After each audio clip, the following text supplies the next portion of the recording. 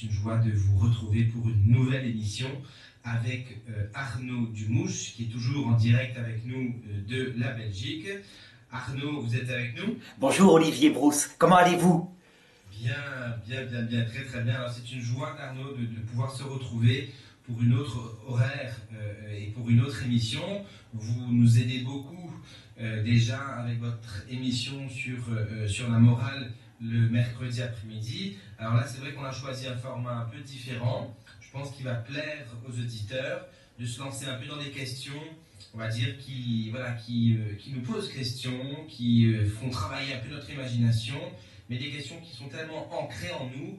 Et je dirais, la réponse à ces questions conditionne aussi beaucoup finalement notre parcours sur Terre et notre joie surtout. Alors cette émission, Arnaud, nous avons décidé de l'intituler « Retrouver l'espérance ». On y parlera beaucoup d'espérance. Avant que vous nous déployiez un peu le plan de cette nouvelle émission, juste on prend quelques minutes, Arnaud, pour se présenter. Et je vous laisse la parole pour vous présenter, Arnaud. Alors Olivier, merci d'abord de m'avoir proposé une telle émission. Hein. C'est vraiment mon thème de prédilection. Ça veut dire que je dirais que toute ma jeunesse, ma foi, véritablement avait envie de savoir qu'est-ce qui arrive bientôt. Et ça m'a tellement passionné que je dis je ne le regrette pas. Vous savez, maintenant j'ai 48 ans, j'enseigne en Belgique la religion catholique. Et plus je vieillis, plus je suis heureux. Parce que ça va vous paraître curieux, hein, Olivier, mais plus j'approche, je sais que j'approche de la vraie vie. Alors évidemment, j'ai ma femme, il y a mes enfants, hein, donc pas question de hâter les choses. Hein. Je l'attends d'ici 50 ans. Quoi. Voilà, j'aurai 108 ans, ça devrait aller. Non, j'aurai un peu moins, 98 ans. Ça devrait aller, mais ça va être tellement formidable. C'est ça l'espérance. L'espérance, ça veut dire que nous sommes à la veille d'une réalité nouvelle qui va nous emplir le cœur. Et je crois qu'Arnaud, dessus, c'est très beau que vous souligniez ce désir que vous avez finalement de voir Dieu tel qu'il est face à face. Je me souviens moi-même, quelque chose qui m'a beaucoup marqué juste après ma conversion. J'ai eu la chance de recevoir cette grâce de conversion à Medjugorje, un lieu d'apparition mariale que vous connaissez bien, vous aussi, je crois. Oui, vous avez... j'y suis allé aussi. Voilà, vous êtes allé, vous défendez même Medjugorje. Oui. Grâce à Dieu. Et je me souviens qu'il y avait une voyante, il y a toujours une voyante qui s'appelle Myriana, qui voit la Sainte Vierge une fois par mois. La Sainte Vierge descend et elle vient prier avec Myriana pour les incroyants, ceux qui n'ont pas fait l'expérience de l'amour de Dieu. Et un jour, elle témoignait durant le Festival des Jeunes. Alors le Festival des Jeunes, pour les auditeurs, c'est un grand festival où il y a plusieurs dizaines de milliers de jeunes au tout début du mois d'août. Donc ça commence fin juillet, ça finit au jour de l'Ascension du Seigneur, vers le 5 ou 6 août. Et Myriana était venue témoigner devant ces dizaines de milliers de jeunes. Et elle dit quelque chose, je me souviens, qui était vraiment de stupéfiant, et moi qui m'a beaucoup touché et qui me nourrit encore. Elle disait, ben voilà, vous voyez, j'ai un mari, j'ai des enfants avec qui ça se passe bien, c'est-à-dire que ce sont des êtres qui me sont chers et je donne ma vie pour eux. Bien, elle nous disait, mais quand je vois la Sainte Vierge, quand je vois le ciel s'ouvrir devant moi, je n'ai qu'une seule pensée et qu'un seul désir, c'est de quitter cette terre et rejoindre l'au-delà.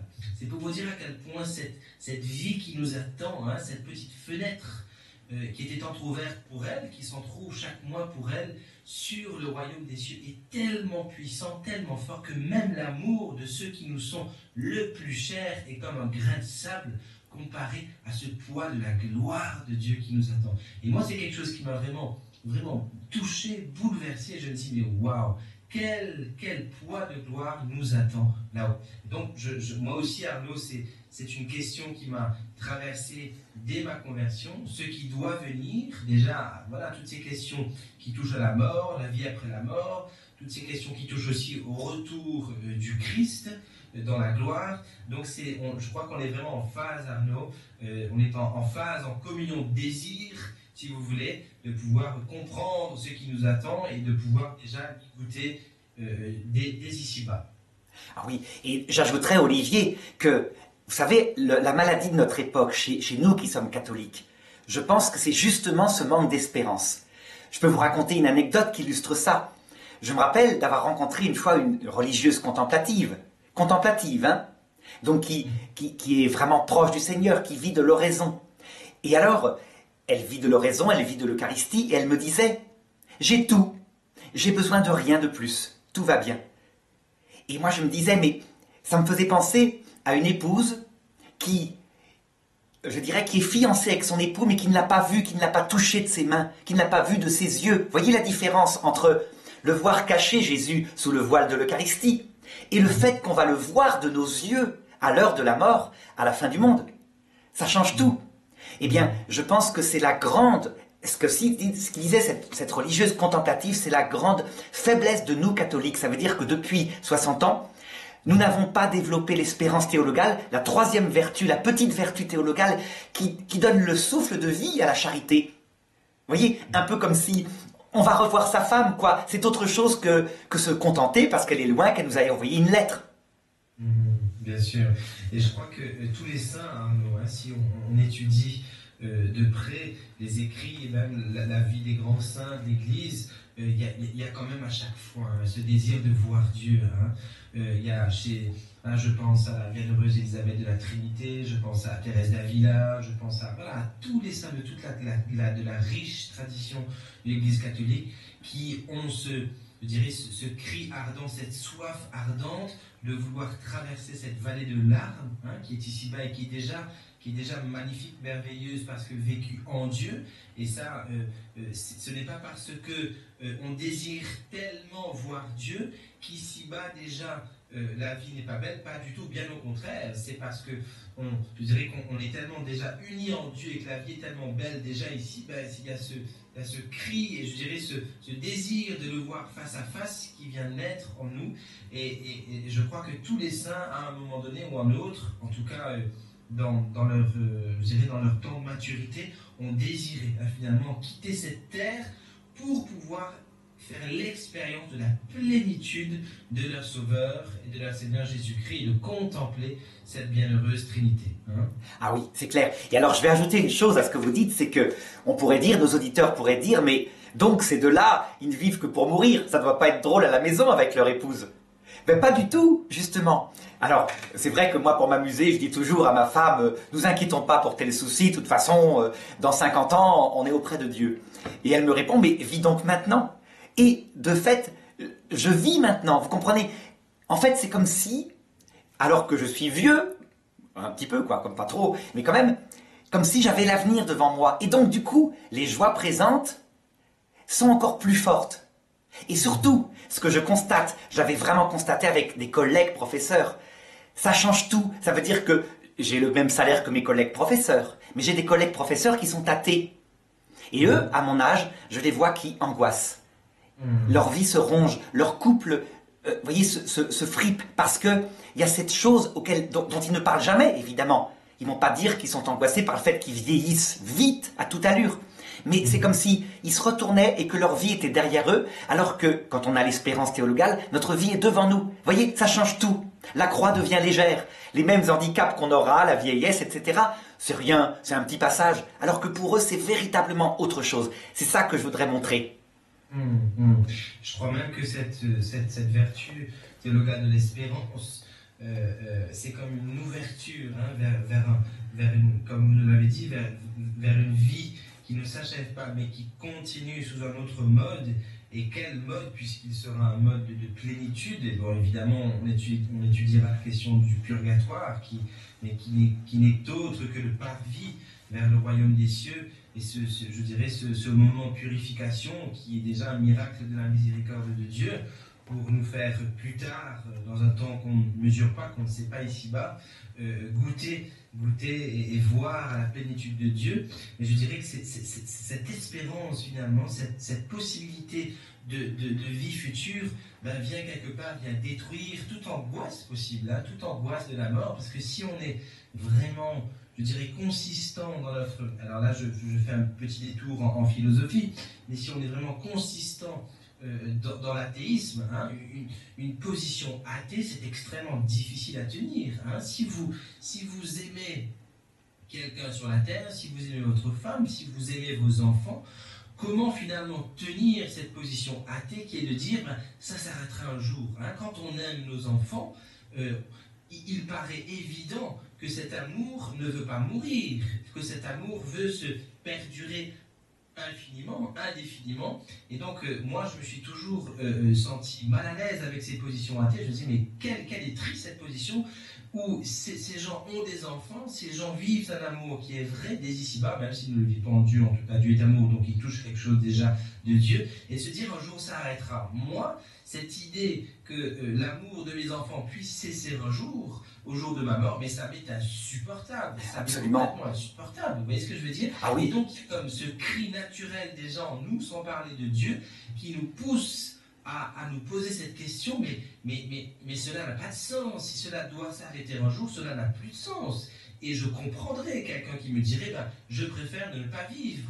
Et alors, moi, je comprendrais alors toute l'attitude bouddhiste qui est de se dire, l'amour, c'est quelque chose de tellement puissant, c'est une passion tellement forte, à ce moment-là, il vaut mieux se réfugier un peu dans ce nirvana, de se couper de toute chose, de faire taire nos désirs, de faire mourir notre désir, pour finalement que la mort soit, je dirais, sans souffrance, sans douleur. Mais dès qu'on aime, on ne peut plus penser que cela finit, parce que l'amour porte en lui ce gage, ces arts de l'éternité.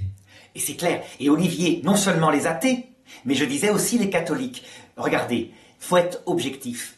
Après le Concile Vatican II, il y a eu, dans l'Église d'Europe occidentale, c'est pas tellement ailleurs, c'est peut-être l'Amérique un petit peu, le Canada, il y a eu une interprétation du Concile qui n'est pas celle de Paul VI, de Jean-Paul II, de Benoît XVI, et qui a consisté à dire, regardez, il faut construire la vie terrestre.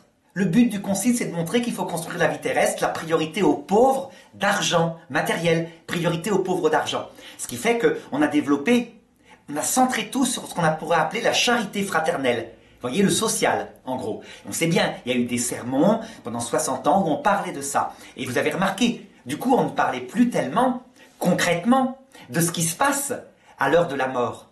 On n'en parlait plus. Eh bien, constatez, chez les chrétiens, on voit cette famine spirituelle, la même que chez les athées. Regardez, quand je vais dans des maisons de retraite tenues par des personnes, et donc c'est une génération de chrétiens qui y est, puisque c'est la génération qui a reçu du catéchisme, eh bien on repère deux sortes de personnes âgées. Celles qui ont l'espérance, vous savez, elles disent « il va venir me chercher ». Elles parlent de leur mari, d'accord, de leur maman. Elles parlent du Christ. Il va venir me chercher, elles sont là, toutes très sautantes, mais il attend, qu'est-ce qu'il fait, etc. Et deuxièmement, des personnes âgées qui n'ont rien, qui n'attendent rien, et qui sont dans leur fauteuil. Je ne sais pas si vous avez remarqué ça, mais c'est évident que ça a un impact énorme, concret. Bien sûr, de toute façon, on le voit à tous les niveaux de la vie, que ce soit chez les personnes âgées, ou même que ce soit, je dirais, sans parler de l'espérance même d'une vie éternelle, l'espérance même, j'ai envie de dire, comme vertu humaine, si c'est une vertu humaine, je ne sais pas, vous avez précisé, mais en tout cas, le fait d'espérer quelque chose et le fait de croire qu'il y a quelque chose d'autre dans le temps, même ici-bas, ça libère. Quand on fait des études, c'est pour espérer faire un travail. On ne fait jamais quelque chose qui est clos en lui-même. Donc on a, je dirais, ça fait partie de cette dynamique intérieure de notre intelligence même, de notre nature humaine, finalement, d'espérer quelque chose. Alors vous préciserez tout à l'heure la différence entre l'optimisme et l'espérance, ce qui sont deux choses vraiment complètement différentes, mais on est toujours dans cette dynamique d'espérer. Hein, c'est Peggy qui a ce texte absolument extraordinaire sur l'espérance qu'on sera amené à relier, je suis sûr, avec vous, qui est repris par le Père Cantalamessa, prédicateur de la maison pontificale, qui dit que finalement l'espérance, le fait d'espérer nous met déjà dans la joie. Hein. Le fait d'espérer, rien que le fait d'espérer nous met dans la joie. Ah oui. Donc je crois qu'il y a déjà au niveau humain, c'est quelque chose de profondément sain et saïen.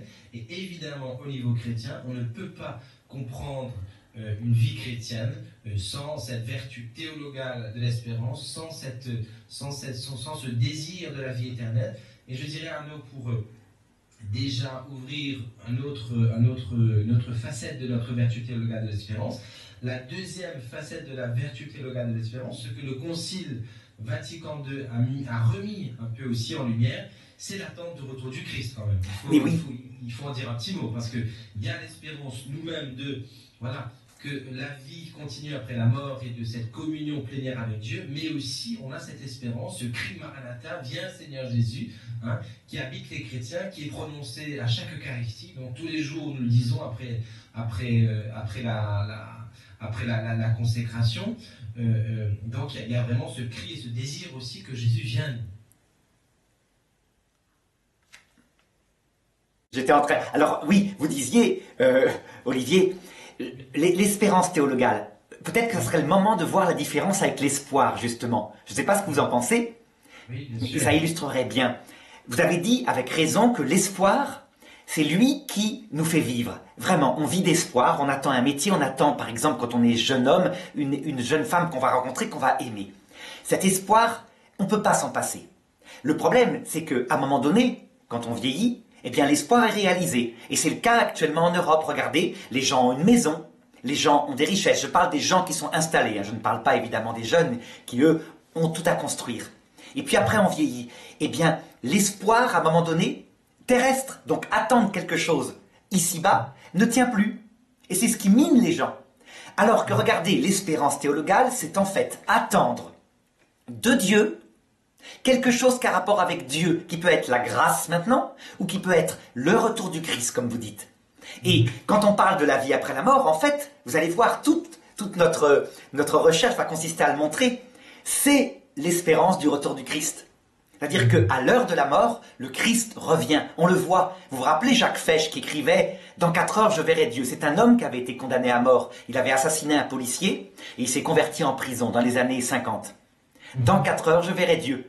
Donc on le sait intimement. La mort, c'est pas le but, c'est pas le problème, c'est un passage. Mais c'est le retour du Christ. Voilà. Alors ça, c'est juste. Et encore, nous devons préciser que ce retour du Christ, évidemment, pour nous, il est atteint, j'ai envie de dire, quand nous mourrons, puisque nous le voyons face à face, et donc nous entrons dans la vision béatifique, après un court temps de purgatoire, j'espère. Mais aussi, ce cri Maranatha, il est aussi pour nos frères et pour toute la création. C'est-à-dire qu'au dernier jour, Jésus viendra juger des vivants et des morts, et ce retour du Christ, ce sera comme une récapitulation de toutes choses dans le Christ, et donc ce ne sera pas seulement notre sort particulier, personnel, individuel, qui sera en jeu, mais ce sera le sort de toute la création. Donc il jugera les vivants et les morts. Et je dirais même, regardez, l'espérance concrète. Par exemple, quand les mamans actuelles ou les papas qui nous écoutent voient leurs enfants qui se détournent de la foi. L'espérance, elle rend joyeuse. L'espérance, elle n'est pas en train de penser que le Christ va impitoyablement les damner. Pas du tout. L'espérance, elle lui fait confiance. Il revient. Ça veut dire que il apparaîtra aussi à tous nos enfants, notre famille qui est athée. Il propose le salut, dit le Concile Vatican II. Nous devons tenir qu'il propose son salut à tout homme sans exception, par un moyen connu de lui, dit le Concile. Ça veut dire que c'est explicite, mais quand ça se produit, ben c'est Dieu qui le sait. Tout à fait. Alors Arnaud, on a déjà beaucoup avancé dans cette introduction. Ce que je vous propose, Arnaud, c'est qu'on se présente là en quelques secondes à nos amis auditeurs, et qu'ensuite peut-être que vous nous donniez le plan de nos émissions à venir pour mettre en tout cas l'eau à la bouche de nos auditeurs, et qu'ils puissent voir un petit peu le chemin que nous allons parcourir ensemble. Alors pour ma part, je vais être très, très bref, sur les auditeurs peut-être entendre ma voix au micro de Radio Maria. Donc je suis Olivier, je travaille à Radio Maria, et c'est une joie, chers auditeurs, de pouvoir vous servir en vous permettant d'écouter des personnes comme Arnaud Dumouche et comme tant d'autres qui viennent ici au micro. Ah oui. Et alors moi, je m'appelle Arnaud Dumouche, je suis français de Bretagne, mais j'enseigne la religion catholique en Belgique parce que, comme vous le savez, en France, il n'y a que l'Alsace-Lorraine qui organise ces cours. Et c'était ma vocation missionnaire. Alors, d'autre part, pour vous dire à quel point ça m'a passionné, mes diplômes, par exemple ma maîtrise et la préparation du doctorat que je n'ai jamais soutenu, mais qui est fait, qui est écrit, c'est ce sujet-là. C'est-à-dire que c'était le retour du Christ. Exactement ce que vous aviez dit. Le retour du Christ, le titre exact, c'était le retour du Christ, quelque chose qui se passe à l'heure de la mort et à la fin du monde. Voilà, un petit peu. Non, mais super, super. Je précise, Arnaud, que vous êtes avec nous, je l'ai déjà dit au début de l'émission, tous les mercredis à 14 heures pour étudier les questions de morale.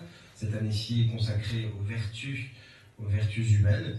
Et donc, vous nous faites la joie, le plaisir de nous entretenir durant cette émission, retrouver l'espérance sur un sujet qui vous tient à cœur, que vous avez travaillé. Vous écrivez même des livres, je crois, sur ce sujet. Vous avez un blog sur Internet que les auditeurs peuvent retrouver. Vous tapez docteurangélique.free.fr, je crois que c'est ça. Alors ça, c'est le site, en fait, parce que, voilà, ça va permettre d'ailleurs de préciser l'esprit avec lequel on va le faire, Olivier. C'est le site des œuvres de saint Thomas d'Aquin. Ça veut dire qu'en outre mes activités, je suis responsable d'une équipe de traducteurs, 40 traducteurs, qui éditent sur Internet la totalité des œuvres du docteur Angélique. Docteur Angélique, c'est saint Thomas d'Aquin. Et alors, comment dirais-je, à l'occasion de ça, je me suis dit qu'il fallait garder l'esprit de saint Thomas d'Aquin. L'esprit, mais pas forcément la lettre surtout. L'esprit de nos leçons, de nos approches, ça va être toujours la fidélité au magistère de l'Église. Vous voyez, ça c'est quelque chose de fondamental. Je pense qu'on a la même passion là-dessus. Tout ce qu'on va affirmer, c'est à la lumière des éclairages que donne le magistère. Mais le magistère, hein, ça veut dire que c'est lui qui est infaillible, qui est protégé par l'Esprit Saint. Et deuxièmement, c'est pas tout. Parce qu'on va se dire, mais ça va être un truc complètement sclérosé, il n'y a que les... Benoît XII, par exemple, au Moyen-Âge, qui fixe des dogmes là-dessus. Non, non. C'est l'ouverture à toutes les données qui peuvent s'ajouter en science, en philosophie. Donc l'esprit de saint Thomas d'Aquin, c'est qu'on regarde tout ce qui dit quelque chose de la vérité. Par exemple, vous verrez, on parlera à un moment donné des fameuses NDE, les Near Death Experiences. Cette expérience que racontent des gens qui approchent la mort. Saint Thomas d'Aquin ne les connaissait pas. Saint Augustin les connaissait, lui. Donc vous voyez, ça avait été oublié entre-temps. C'est de la philosophie, ces gens témoignent. Eh bien, on les abordera. C'est donc du concret. Et donc ça permet, évidemment, avec le magistère que saint Thomas d'Aquin ne connaissait pas, comme Vatican II, d'avancer sans être trop collé à la doctrine de saint Thomas d'Aquin, mais avec son esprit. J'aime beaucoup, Arnaud, parce que nous, évidemment, nous parlons principalement de théologie, mais nous aurons tous les outils philosophiques, des sciences humaines, de la biologie, qui pourront nous aiguiller, nous aider finalement à penser et à contempler, parce que avant de penser ces choses qui sont difficiles même à penser, hein, nous entrerons d'abord dans une contemplation, et c'est seulement avec cet esprit de contemplation finalement qu'on trouvera quelques perles qui nous feront vivre de manière encore plus ardente le mystère chrétien. Arnaud, il nous reste exactement, je regarde à ma montre, 7 minutes. J'aimerais peut-être qu'en 7 minutes, vous nous dressiez ce fameux plan que nous allons aborder ensemble durant ces émissions Retrouver l'espérance. Alors d'abord, Olivier, il faut que nos auditeurs sachent que ça va être très concret. Ça veut dire qu'il ne faut pas qu'ils s'attendent à de la théorie abstraite. Non, non, c'est très concret. C'est ce qui nous attend à l'heure de la mort. C'est le premier sujet de ce qu'on appelle l'eschatologie. L'eschatologie, vous voyez, c'est un petit peu le sujet de cette émission. Ça veut dire la théologie des fins dernières, ce qui nous attend. Et donc il y a deux parties, l'heure de la mort et ce qui la suit pour nous, personnellement. Est-ce qu'on va revoir ceux qui sont proches? Qu'est-ce qui se passera au paradis? Des tas de questions comme ça. Vraiment, je pense que toutes les questions sont traitées et que si nos auditeurs veulent même parfois en poser sur Internet, qu'ils vous les envoient, je pense, et on fera des interventions spécifiques pour cela. Mais c'est pas tout. Il y a un deuxième sujet qui s'appelle la fin du monde. Il faut l'aborder aussi, ça fait partie de l'eschatologie. Mais ça sera peut-être pour plus tard. Mais je voudrais montrer à quel point c'est du concret, ces sujets-là. Regardez. Sur l'heure de la mort, par exemple, comment, concrètement, expliquer pourquoi on est sur Terre? Vous me direz, mais c'est pas l'heure de la mort, là. Mais si on connaît le terme, le but qu'a Dieu, on comprend pourquoi on est sur Terre. C'est pas logique s'il nous a créés pour la vision béatifique. Pourquoi il faut traîner 80 ans sur Terre? C'est une question très concrète. Eh bien, vous verrez qu'il y a une explication absolument limpide. Par la théologie catholique, par le Christ en fait, hein, tout simplement. Mais il faut le faire bien. Ça veut dire que pour comprendre ça, il faut non seulement connaître le but c'est donc, comme vous l'avez dit, voir Dieu face à face, mais pas seulement, hein, en compagnie de ceux que nous aimons. Ça veut dire que c'est une église, le paradis. Mais il faut connaître aussi le commencement, celui qui a tout créé de ça, à savoir Dieu lui-même. C'est logique, hein. Pour connaître les faits, il faut connaître la cause. Et donc la cause, c'est la Trinité. Il y a un rapport avec Dieu. Dieu a voulu ce monde tel qu'il est parce qu'il est quelqu'un de particulier. Donc voyez ce qu'on pourra traiter dans cette première partie qui concerne, je dirais, l'eschatologie personnelle. Alors, vous verrez, ça éclaire complètement la vie. Moi, c'est fantastique comme ça me nourrit. Je dirais même au jour le jour. C'est pour ça que, même si, je le répète, j'ai des élèves, hein, vous comprenez bien, des élèves de 3e à terminale, et je leur fais cours, donc je fais à plusieurs classes, ça veut dire, je me répète, je n'ai pas perdu un seul moment d'enthousiasme. Vous le sentez, hein? Je m'ennuie pas, du tout. À chaque fois, ça me refait vivre, c'est comme une prière. C'est tellement fantastique. Et j'espère que ça rendra la joie de vivre aux chrétiens qui s'inquiètent avec cette apostasie qui est en marche actuellement. Vous voyez, la perte de foi chez nos enfants, des choses comme cela. Alors, ça c'est le premier sujet. Voilà pour le... Oui, allez-y Olivier. Non, je vous en prie, je vous disais de continuer. Alors, l'autre sujet, alors on l'abordera quand il faudra, hein, il paraît moins important, mais c'est pas vrai du tout. Il est très important, c'est le sujet de la fin du monde. Alors la fin du monde, comment est-ce qu'elle se réalisera, etc. Le fait que c'est pas du tout, comment dirais-je, d'abord un événement de terreur. Vous voyez, c'est à peu près analogue à la mort. Si on regarde les moments où on est en couche-culotte à l'hôpital, c'est pas très agréable. Mais si on regarde le retour du Christ, c'est autre chose, c'est un autre regard sur la mort. Ben pareil pour la fin du monde. Il y a des épreuves avant, mais si on regarde le retour du Christ, c'est fantastique. Ça nourrit l'espérance. Et ce sujet-là, il faut vraiment l'aborder actuellement, parce que, justement, on constate qu'en Europe, il y a une perte de la foi. Eh bien, il y a une explication et une annonce de Jésus de cela. Mais une annonce qui, loin de faire qu'on se replie sur soi en se rabougrissant, vous voyez, c'est pas possible. Au contraire, vous savez ce qu'il dit à un moment donné quand il annonce ça? Quand vous verrez tout cela, redressez la tête et réjouissez-vous parce que votre rédemption est proche. Ça veut dire que tout ce qu'on vit actuellement, tout ce qu'on vivra vers la fin du monde, vous savez, les histoires de l'Antichrist qui doivent venir, que saint Paul annonce, eh bien, Jésus dit, quand vous verrez cela, réjouissez-vous. Ça veut dire qu'en fait, si Dieu permet ça, évidemment, c'est pas pour perdre les hommes. C'est parce que ça va permettre un plus grand salut des hommes. C'est donc l'espérance, encore une fois. Et conclusion, il faudra qu'on aborde véritablement, dans une deuxième partie, cette espérance, cette connaissance, je dirais, d'ordre théologique de ce qui se passe à la fin du monde.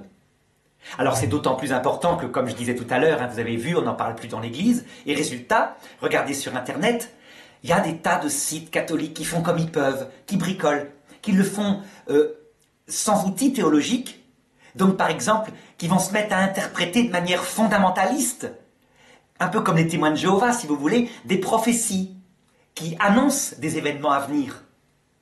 Alors, les gens sont inquiets, vous avez vu récemment quand il y a eu la fin du monde, là récemment c'était le 21 décembre je crois la fin du monde, hein. Moi, ah oui, ben ça n'a pas eu lieu effectivement, mais quand même, vous savez, il y a une personne du forum que je tiens qui a véritablement fui sa famille pour vivre dans un abri souterrain. Elle avait mis des tas de boîtes de conserve. Et alors, on avait beau lui dire, mais le refuge dont parlent les prophéties, où il faut réfugier son cœur dans les événements qui viendront et qui ne sont pas liés au 21 décembre, évidemment. Le refuge, c'est le cœur de la Vierge Marie, c'est la prière. C'est une épreuve spirituelle d'abord. C'est pas un trou à rats, mais vous voyez, c'est quand même fondamental. Une petite erreur de théologie qui fait que on peut bousiller sa vie de famille, quoi, par panique. Alors, je peux vous en raconter une analogue qu'avait fait un certain Origène. Ça vous dit quelque chose, peut-être, Origène, le grand théologien du début de l'Église, un père de l'Église. Lui, il était jeune et il avait lu le texte « Quand ta main t'entraîne au péché, coupe-la ». Et il n'était pas encore théologien. Vous savez pas ce qu'il a fait? Il s'est castré. Ah, après, il l'a regretté. Il s'est dit « Bon sang, si j'avais fait un peu de théologie, j'aurais compris que le texte voulait dire, il ne faut pas se couper la main, il ne faut pas se couper les pieds, il ne faut pas se couper... Non, ça veut dire il faut lutter contre le péché. Voilà pourquoi il faut vraiment faire ensemble cette théologie de la fin du monde. On le fera, si vous voulez, Olivier. Alors Arnaud, merci en tout cas pour cette première émission, Retrouver l'espérance. Je salue tous nos auditeurs de Radio Maria. Je vous remercie, chers auditeurs, d'être restés avec nous pendant cette demi-heure. Je vous donne rendez-vous la